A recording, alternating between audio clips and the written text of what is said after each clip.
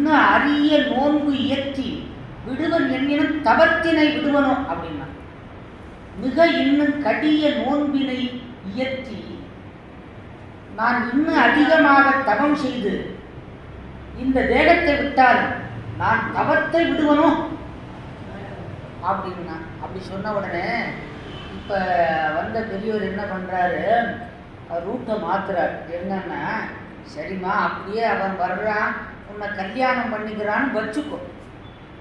கல்யாணம் பண்ணிக்கிறான், அப்படி அவன்கிட்ட என்ன இருக்குது? வீடு இருக்குதா? சொந்த பந்தம் இருக்குதா? நல்ல ஒரு ஆடை ஆபரணம் உண்டா? பாம்பை போட்டுக்கிறாமா, கழுத்தெல்லாம் பாம்பு. சாப்பிட்றது என்ன தெரியுமா? ஆலகால விஷம். கட்டியிருக்கிறது என்ன தெரியுமா? புளித்தோல். ஆமாம், சாம்பல். ஒரு பவுடர் கூட வாங்கி தர மாட்டான். சென்ன சில்க்லாம் வர்றதில்லை, சாரதாசம் வர்றதில்லை. புளித்தோலை கட்டியிருக்கிறான். ஒரு கார் உண்டா? காட மாட்டிலேயே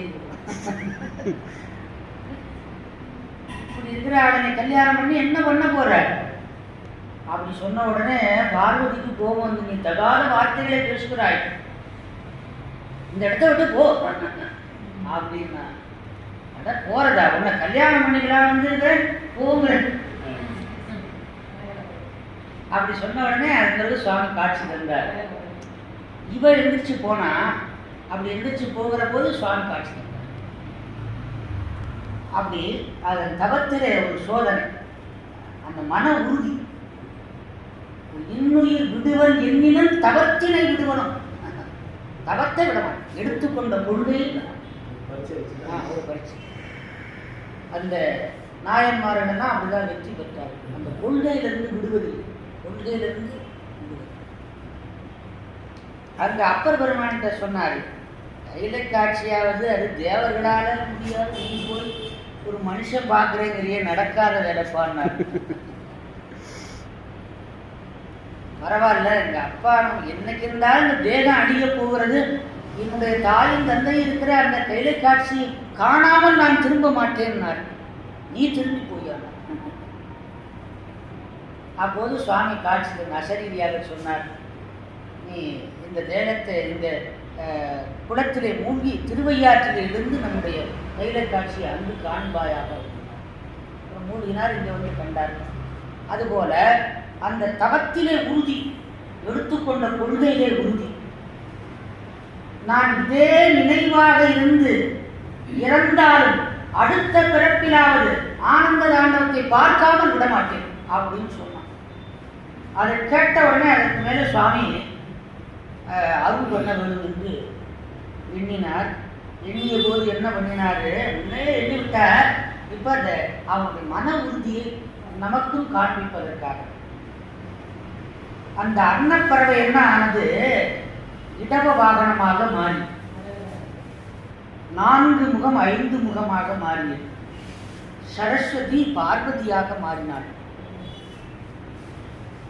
சிவபெருமான் 5 முகத்தோடு சிவ அம்பிகையோடு ரிஷப வாகனத்திலே அப்படி காட்சி தருகின்றார்.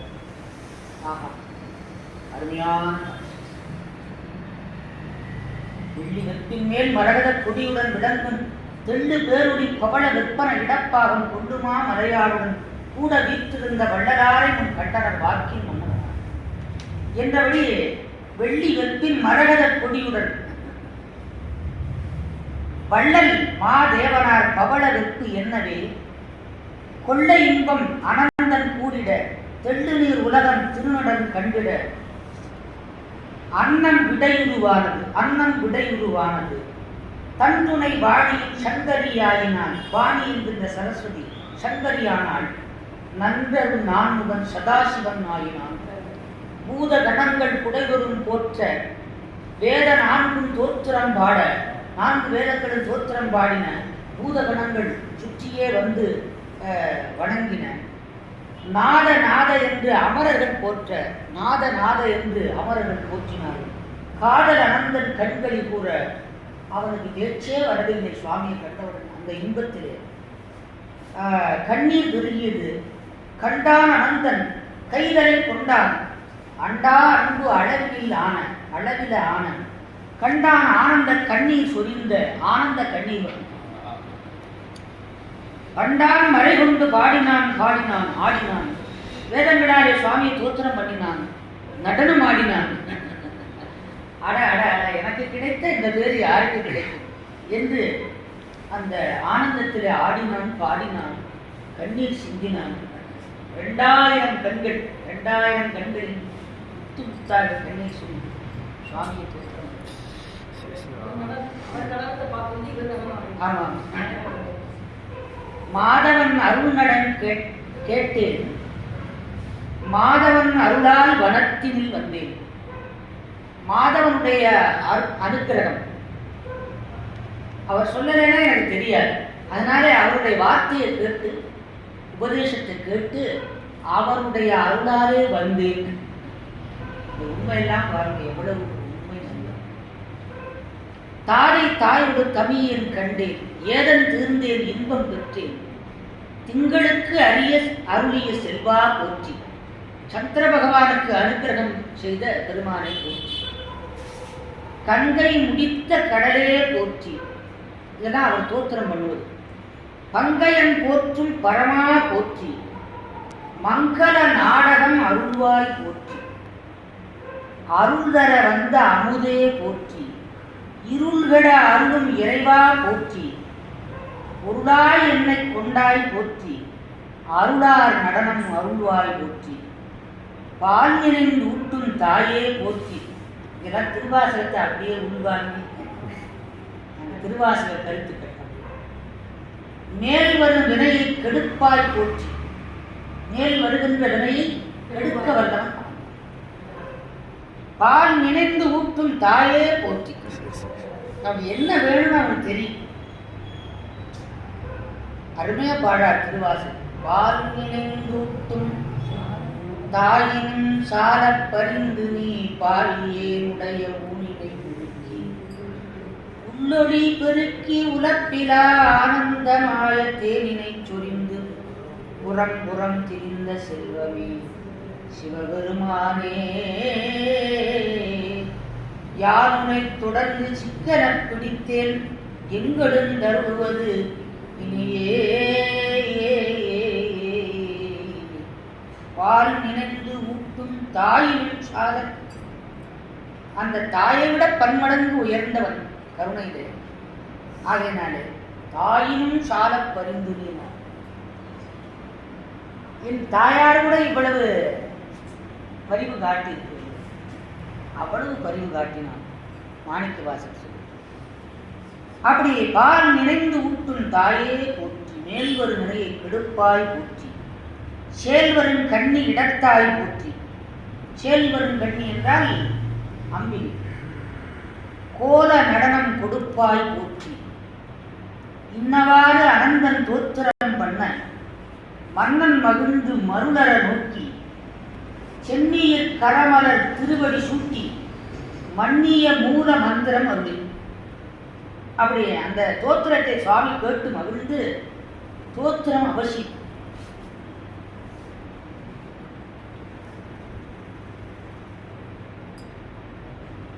என்ன காரணம் என்றால், சிவபெருமான் புகழுக்கு விரும்புவாரா? புகழ விரும்புவார்? விரும்ப மாட்டார். அப்புறம் எதுக்கு தோத்திரம் என்றால், இப்ப நம்ம குழந்தைகள் பேசும், அப்பா அம்மா அண்ணா, இந்த குழல் இனிது யாழ் இனிது என்பது. அவனை தோத்திரம் பண்ணுவதற்கு நமக்கு தகுதி உண்டா? அவனை நம்மால் தோத்திரம் பண்ண முடியுமா?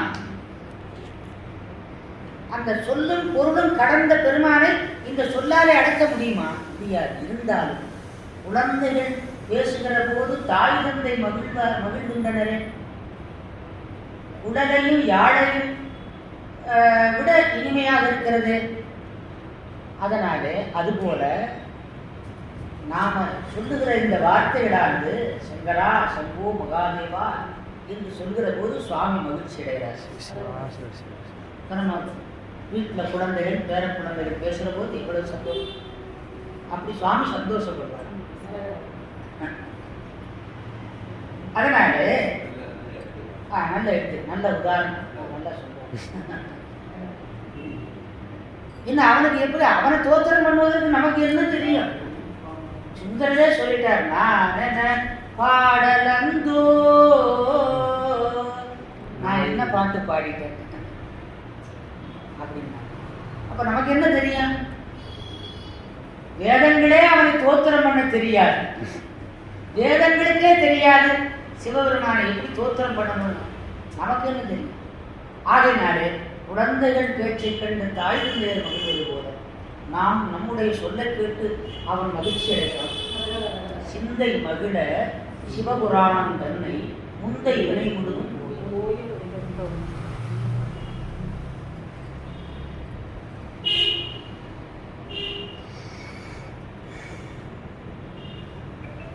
அப்படி அந்த தோத்திரத்தை கேட்டு மகிழ்ந்தார் சுவாமி.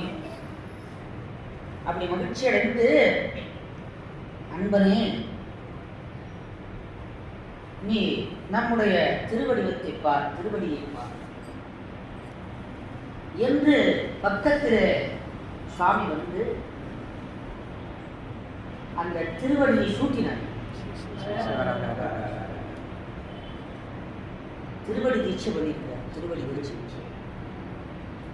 அதற்கு மேலே கரமலர் சூட்டினார். கரமலர் இப்படி சிரசிலே கரத்தை வைத்து, சிரத்திலே கரத்தை வைத்து, அப்புறம் வலது செவியிலே பஞ்சாட்சர மந்திரத்தை உபதேசம் பண்ணினார். எத்தனையோ நாட்களாக அவர் ஜபம் பண்ணியிருக்கிறார், இருந்தாலும் உபதேசம் அங்கிருந்து தான் வரணும். இப்போ இவர் அதுக்கு முந்தி பஞ்சாட்சரம் சொல்லிதான் சுவாமியை கண்டார். ஆனால் மந்திரங்கிறது அங்கிருந்து வரணும், குரு மூலமா வரணும். அதான் உபதேசம்.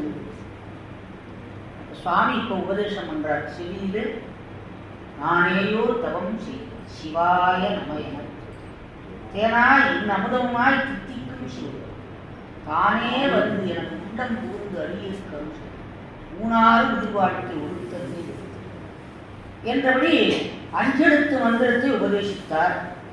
அப்படி உபதேசித்து அதற்கு மேலே பல்வகை தீக்கையும் பரமன் பண்ணினான்.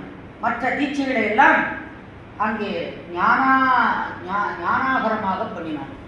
ஞானாகரம் என்றால் மனத்தினாலே எல்லாம் செய்யும்.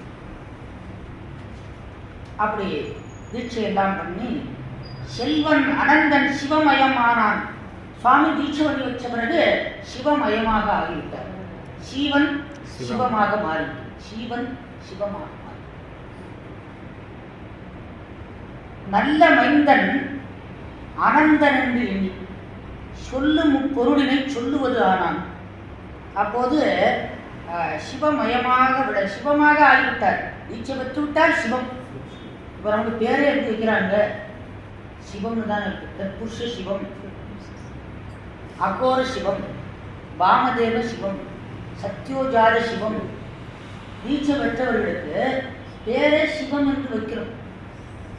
அதனால சிவம் ஆனதற்கு அறிவு, சிவனுடைய பிள்ளையானதற்கு அறிவு. நம் செயல் அற்று இந்த நாம் அற்றபின் நாதன் தன் செயல் தானே என்று உந்தியவர் நவமாய செஞ்சுடன் நல்குதலும் நாம் ஒளிந்து சிவமான வாபாடி கெண்டேறு கொட்டான். அந்த நீட்சிக்கு சிறப்பு. ராமருடைய பாதம் பட்டுச்சு, கல் பெண்ணாக மாறி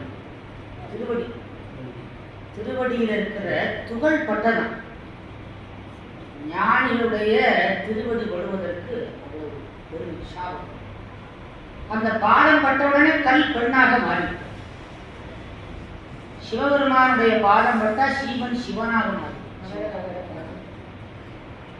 அதனால திருவடி தீட்சை ரொம்ப உயர்வு. பதி எனும் நாமம். அதன் பிறகு பதி பசு பாச உபதேசங்களை உபதேசிக்கிறார். அந்த பதி பசு பாச உபதேசங்கள் கொஞ்சம் விரிவாக படிக்க வேண்டும். சுவாமி சொல்லுகிற உபதேசம் பதி பசு பாசம். இவற்றை நாம் அடுத்த வாரத்திலே சிந்திக்கலாம்.